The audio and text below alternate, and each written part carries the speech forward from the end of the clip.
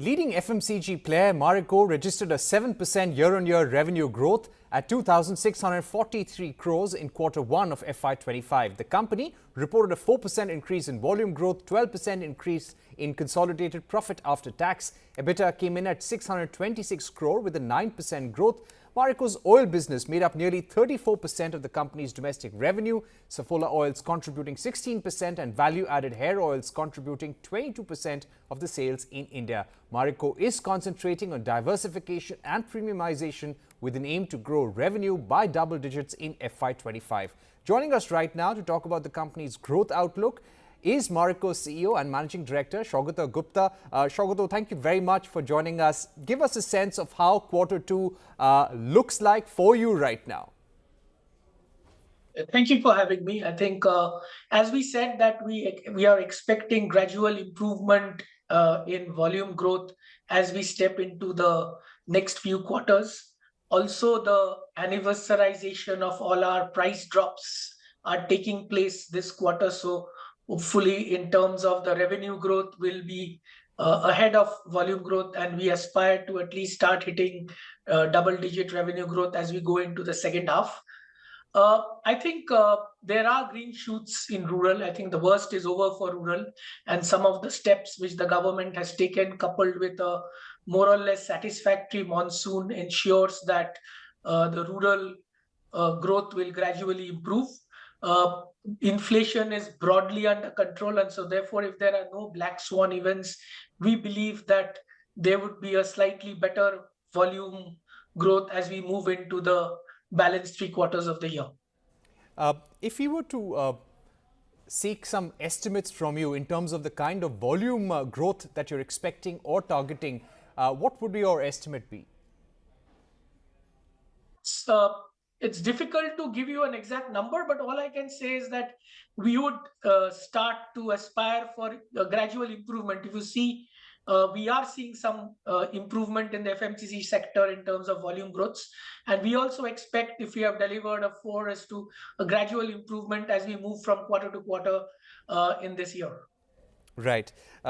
In terms of raw material inflation, how is it impacting Marico and the FMCG sector right now? Some of the steps that you're taking to counter the impact of raw material inflation? Broadly, more or less, our control except copra, which has had a hike. We have taken a marginal price increase in Parachute.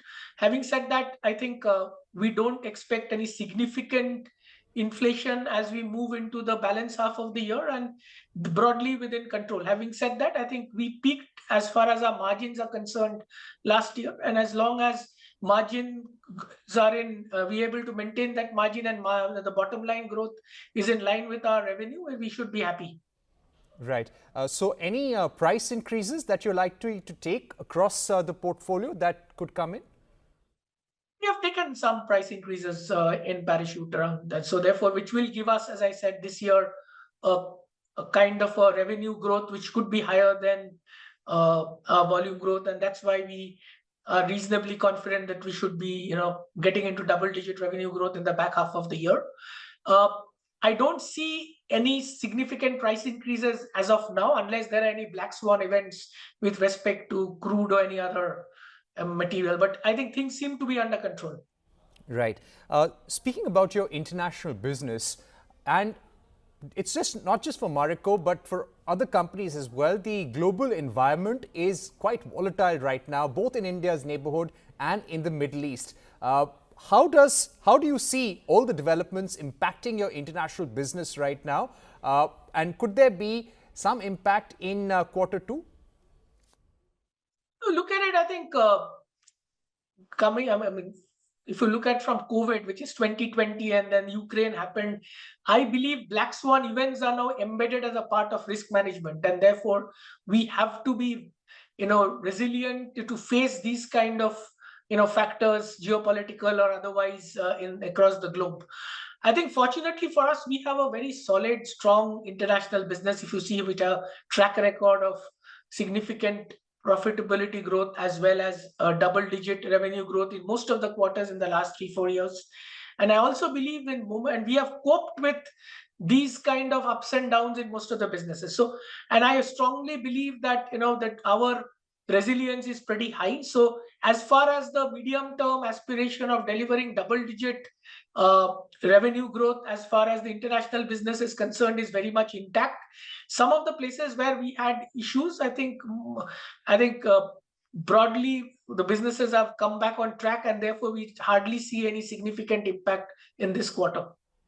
All right, so you're not seeing any significant impact and your growth outlook remains intact. In terms of exports, give us a sense of the kind of growth that you are targeting. Any new geographies that you would like to aim at? Most of our operations are, based out of countries. We have factories and overall operations out there. Very little is exported. Whereas obviously we do cater to the Indian diaspora in some of the Western markets where we are not present as an organization. But I must say that our international business is extremely robust. We also, because of our digital brands and some of the new initiatives, I think in international business continues to grow. What is also interesting is, I think, because of, there is always a route back to Indian traditional habits like hair oiling is again getting popularity in some parts. In fact, there was a recent article in one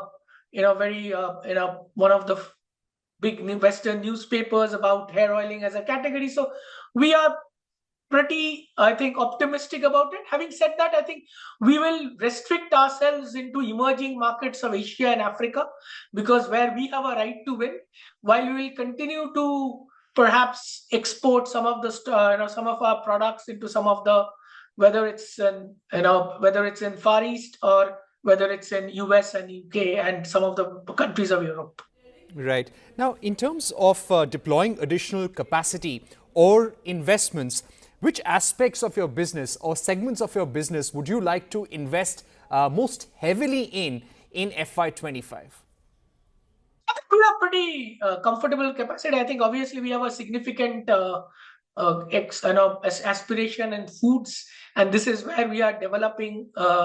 I think just not manufacturing capability, but long-term supply chain capability. Because as you know, food supply chain, it is not only capex intensive a little bit, but also there is a huge emphasis on stock freshness, given the shelf life of food is different from some of our other products. So we are gearing up significantly in our capability, and this is one area we will obviously continue to invest. As far as some of the digital brands are concerned, obviously they have a different operating model. We intend to not, keep it. We want to keep it far more an agile operating systems, and they are not necessarily very capex intensive, but we want to run it as a far more agile, because they have multiple SKUs, they have far more shorter innovation cycles, and they operate with far greater agility and complexity compared to our business, which has a different kind of scale and complexity. Right. So that brings me to my next question. Any new launches that you would like to probably give us a sense of, at least, with which you'd like to capture a greater market share? Continue to have significant new product launches in food. Food is something which is a area where we have grown 4x in the last 4 years. We intend to double in the next 3 years, and this is something which is a strategic part of our diversification, because we believe that the total addressable market expansion available with Saffola is extremely critical and extremely big opportunity for us. So you will continue to see launches in foods. We are testing out certain things. Equally, we have a very action-packed agenda in some of our digital brands. And as far as the other core is concerned, yes, I think innovation is something we need to we need to increase the momentum in some of our core brands also. But having said that, I think the diversification journey, as far as we are concerned with premium personal care, with food and digital, is very much on track, and we are so far tracking ahead of our aspirations this year. In terms of growth plans for digital first brands of Marico, what would be your plans for the next 5 years? I think we need to get into a 1,000 crore plus business over the next 3 years and we are not only looking at growth, but we are balancing with profitability with double-digit EBITDA. I think two of our brands, Beardo and Plix, are on a high growth momentum with run rates greater than 200 crores, and therefore they have the ability in the next 4 to 5 years to hit 500 crores.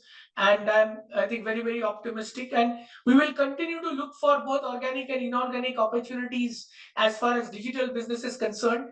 3 years, 4 years from now, we would like to be known as not only a very solid FMCG company, but a very, very successful digital consumer company also. So you're talking about becoming a strong digital consumer company. So can we assume that if there are acquisitions that Marico is eyeing, that would be in digital first brands? We look at everything. Having said that, I think we now have a working model that works for digital is concerned. I think we are a strategic investor of choice for a lot of founders who are doing exciting work, and therefore we are always on the lookout for it.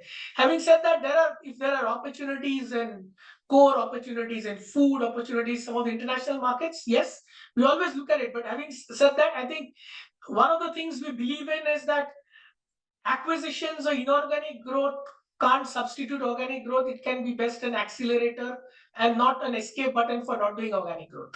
Right. I'd like to ask you about Project Setu. You've been focusing on that a lot in your earnings call as well.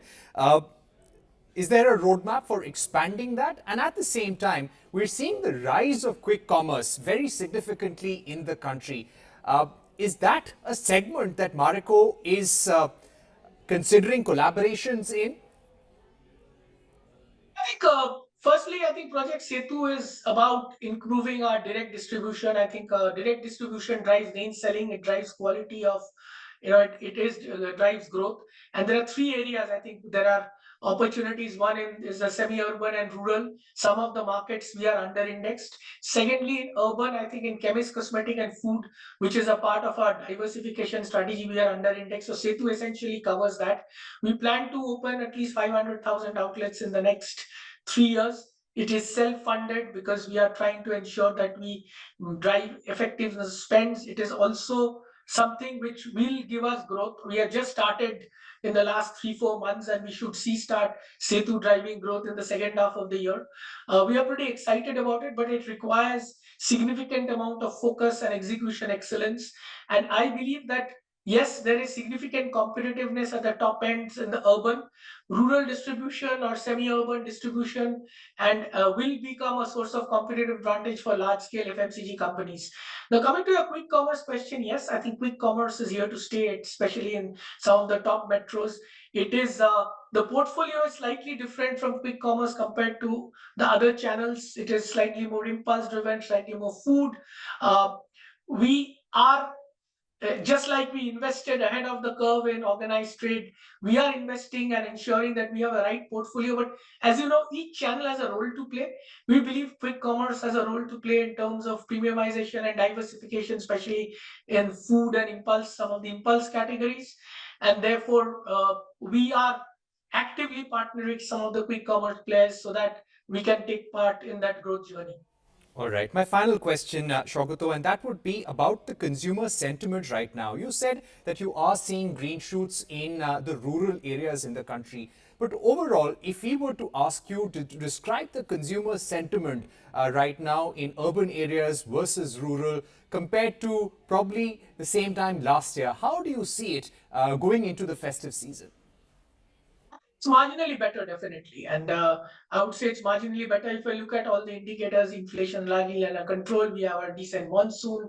There has been several, effort made by the government to, kickstart and drive consumption. So I would say compared to last year, it's slightly better. All right, Saugata Gupta, thank you so much for joining us with your growth outlook for the FMCG sector and also for Marico and your growth aspirations for the next few months. Thank you once again for being with CNBC-TV18. Thank you.